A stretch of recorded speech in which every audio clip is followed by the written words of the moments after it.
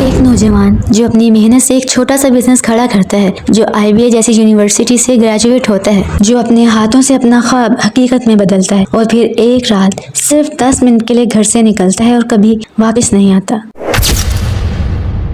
یہ کہانی ہے میر رضا علی کی۔ صرف 25 سال کے اس نوجوان نے وافلکس کے نام سے کراچی میں ایک ڈیزرٹ برانڈ کھڑا کیا تھا جو بہادر آباد چورنکی کے قریب مشہور تھا، لیکن 27 اور 28 جولائی کی درمیانی رات ان کی زندگی کا آخری باب لکھا جا چکا تھا۔ آج ہم اس پورے واقعے کو سلسلہ وار طریقے سے سمجھیں گے، کیا ہوا، کیسے ہوا، پولیس نے کیا بتایا اور اس سے سماج کے لیے کیا سوالات کھڑے ہوتے ہیں۔ چلتے ہیں آج کی ویڈیو کی جانب۔ میر رضا علی والد میر حسن علی کے ساتھ 25 بلاک 2 میں رہتے تھے۔ وہ انسٹیٹیوٹ آف بزنس ایڈمنسٹریشن یعنی IBA کراچی کے گریجویٹ تھے، اور وہ بھی ایسی یونیورسٹی جہاں داخلہ لینا ہی اپنے آپ میں کامیابی سمجھا جاتا تھا۔ لیکن رضا نے صرف ڈگری حاصل کرنے پر اکتفا نہیں کیا، پڑھائی کے دوران ہی انہوں نے اپنا بزنس شروع کیا، وافلکس کے نام سے، ایک ڈیزرٹ آؤٹ لیٹ جو دیکھتے ہی دیکھتے نوجوانوں میں مشہور ہو گیا۔ وہ ان لوگوں میں سے تھے جو اپنی عمر سے دگنا بڑے لوگوں کے مقابلے میں بھی کچھ کر دکھانے کی ہمت رکھتے ہیں۔ لوگ انہیں ایک انسپریشن کے طور پر دیکھتے تھے۔ ایک چھوٹا بزنس محنت سے کھڑا کیا گیا بغیر کسی بڑے سہارے کے۔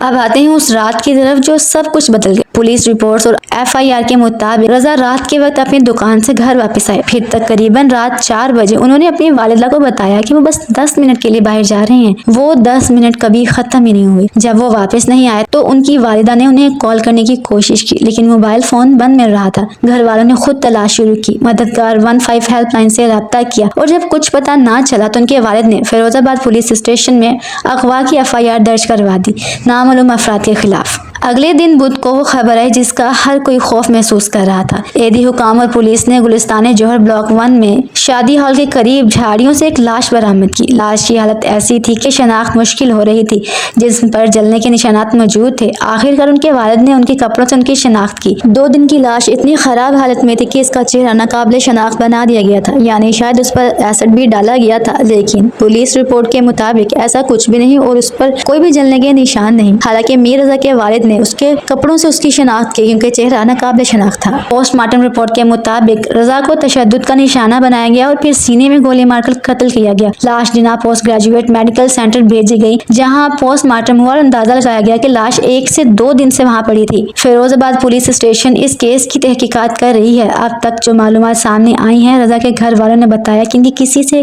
کسی قسم کی دشمنی یا عداوت نہیں تھی اور نہ ہی انہیں کسی خطرے کا اندیشہ تھا، یعنی یہ حملہ بالکل پلان تھا، لیکن مقصد ابھی تک سرکاری طور پر سامنے نہیں آیا۔ پولیس متعدد لیڈز پر کام کر رہی ہے تاکہ ملزمان کی شناخت کی جا سکے اور قتل کے پیچھے کی وجہ معلوم کی جا سکے۔ اس واقعے نے پورے کراچی کو ہلا کر رکھ دیا۔ سوشل میڈیا پر لوگ اپنا غم ظاہر کر رہے ہیں۔ وافلکس کے کسٹمرز، دوستوں اور دوسرے بزنس مینز نے رضا کو یاد کیا اور انصاف کی مانگ کی۔ MQMP کے رہنما ڈاکٹر فاروق ستار نے اس قتل کی مذمت کی اور سندھ حکومت اور پولیس سے شفاف تحقیقات کی اپیل کی۔ اداکار شجاع اسد بھی بہادر آباد میں ہوئی ایک احتجاج میں شامل ہوئے، جہاں لوگوں نے انصاف کی مانگ کے لیے آواز اٹھائی۔ دوستو، یہ واقعہ صرف ایک فرد کی موت نہیں، یہ ایک سوال ہے جو ہم سب سے پوچھ رہا ہے: کیا کراچی کے شہر میں رات کے 4 بجے گھر سے نکلنا آج بھی محفوظ ہے؟ ایک نوجوان جو اپنی محنت سے کچھ بناتا ہے، جو دوسروں کے لیے مثال بنتا ہے، اگر وہ بھی محفوظ نہیں تو پھر عام آدمی کا کیا حال ہے؟ میر رضا علی کی کہانی ایک تلخ حقیقت ہے، محنت، کامیابی اور پھر ایک ایسی رات جو سب کچھ چھین لے گئی۔ ہم ان کے گھر والوں کے لیے دعا کرتے ہیں اور امید رکھتے ہیں کہ پولیس جلد ملزمان کو گرفتار کر کے انہیں سزا دلوائے گی۔ دعا ہے کہ اللہ رضا کے گھر والوں کو صبر جمیل عطا فرمائے اور اس کی مغفرت فرمائے، آمین۔